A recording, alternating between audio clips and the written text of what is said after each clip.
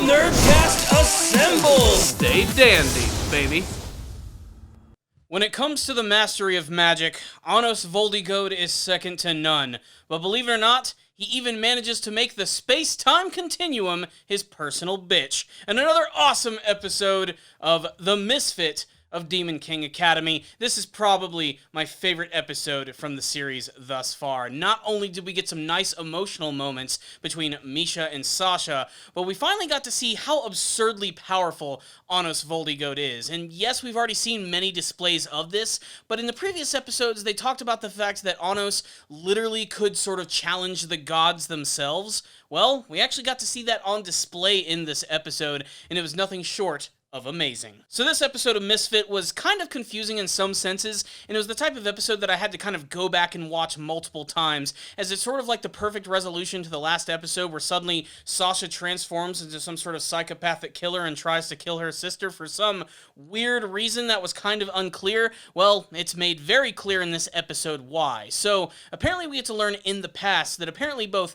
Sasha and Misha were originally one single entity, but Ivas Necron, the creepy skull dude, decided that he was actually going to split them into two separate entities so that at one point he would eventually fuse them back together and that she would become incredibly strong and act as the vessel for some sort of demon lord. It's convoluted and it's crazy, but essentially Sasha has always loved her sister. She just didn't want to admit it out loud. Everybody saw Misha as sort of just like this thing which doesn't necessarily exist, a tool which would eventually be used to power up a single person later on in life. Hence why no one really saw her actually as a person. She was simply an asset, and that's why no one really sort of treated her like a human, and this did not sit well with Sasha, and she had this plan where she was going to make it so that when the day came when they eventually were going to fuse back into a single being, that she was going to essentially sacrifice herself so that Misha could live, and the only way that she could actually pull this off is by this weird, ridiculous plan where she was going to make her sister actually hate her,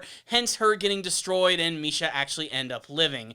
It's a little strange and it's sort of over the top in a sense, but for a series like this, it honestly does kind of work. It's not until about halfway through the episode where Annos proves yet again that he is the master of all that is magic, that he says essentially he's going to come up with a plan where essentially he's going to send them back in time when they were both fused into separate fetuses. They were then going to fuse with those fetuses so that they could become two separate entities, essentially sort of rewriting history. However, when Annos does this, he ends up pissing off the master of space and time itself, and this guy basically looks like the ghost of Christmas Future on drugs. Like, he's just insane. He's got two giant scythes, and he ends up meeting with Ivas Necron, who stupidly tries to kill Annos, which doesn't work. He impales him with a massive sword. That doesn't do anything, and Ivas basically fuses with the master of time, and he ends up having a battle against Annos, which of course doesn't do jack shit, as pretty much he can trump any sort of ability that he has, even with the fact that this guy's the master of time. He can literally like freeze everything. Doesn't even matter. Annos just walks through all of this shit. He ends up summoning a massive, gnarly-ass demon sword, which he uses to defeat this guy, essentially killing him, the Master of Time and Ivas, but he still manages to use his resurrection magic to bring him back and give him his memories, as Ivas is still going to be an important asset for Annos in the future, so he doesn't necessarily want him to go yet, as well as the fact that they made it clear that the original Ivas was basically killed and cloned into someone else, and he's been being used by this other evil force, maybe this other demon lord who they refer to as Avos Dishelvia or Dilhelvia. I'm not sure. They haven't really gotten into any of that quite yet, but aside from all that, the crazy action and ripping a new asshole in the space-time continuum, this entire episode is really just about Misha and Sasha getting over their differences, becoming fully separate entities, and getting ready to move on further in the story.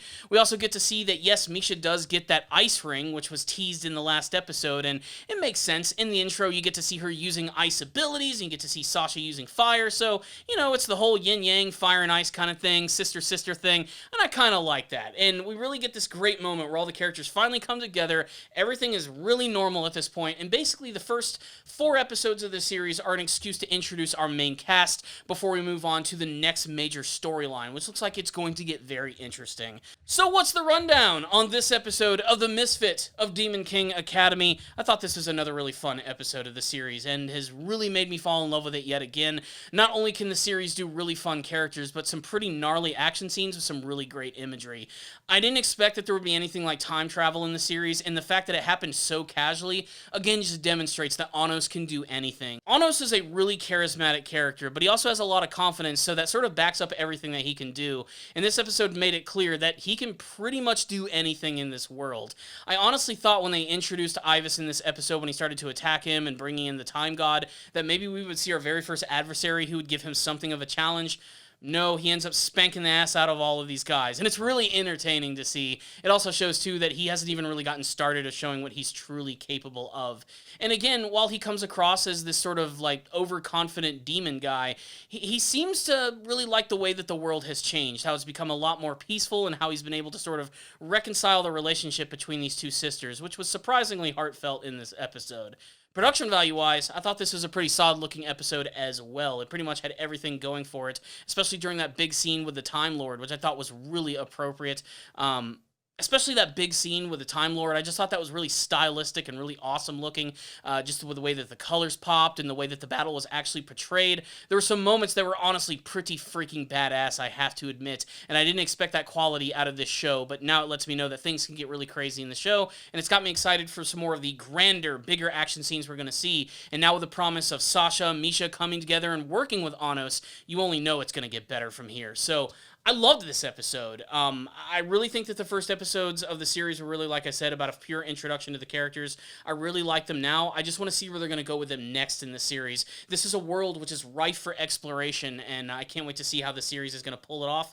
It's either going to be an amazing landing or it's going to be a massive stumble. But for the moment, I am loving the series, and it's been one of my biggest surprises of the anime season, which is why I'm going to drop a 5 out of 5 on this really solid episode. But you heard my thoughts. Yours might differ. What did you think about this episode of the Misfit of Demon King Academy? Did you like it? Did you not like it? What did you think about the whole storyline with Misha and Sasha? What about Annos throwing down with Ivus Necron? And what do you hope to see from the future of the series? Thank you guys so much for watching this review. Please subscribe to the channel for more videos just like this one. If you like this video, think about giving it a thumbs up. It really helps out these videos a lot. I also want to personally thank all of my patrons who've been checking out my Patreon page. You guys have been making some very generous donations to the channel, which has not only been helping in supporting it, but you're also giving me some fantastic feedback on all of the videos that I've been releasing. Remember, if you guys support this channel through my Patreon, I will do an anime review of your choice. I have a couple that are going to be coming up soon, so make sure to stay tuned for that. Not only that, but I'd love to add your name to this list of amazing people who continue with these great donations. So thank you guys so much for watching this review. I'll see you all next time, and as always, stay down there, baby.